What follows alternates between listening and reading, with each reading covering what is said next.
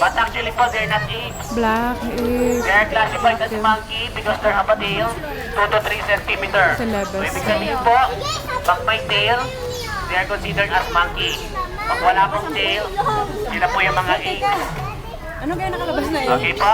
So when you see their teeth po, or student smiling, not because they're happy Ano or yun? gusto po, Ang kanyang they are reproductive angry.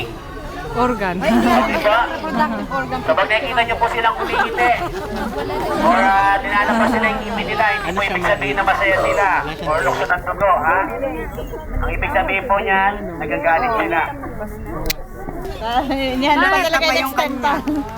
Mateo. So yung mga monkey po, meron po silang stereoscopic vision Tingnan nga and natin yung telescopic vision. nakalabas. So pag sinabi po natin telescopic vision, yung nakikita lang po nila parang telescope lang po. Diretso lang, wala Hoy, silang Mateo. sa side.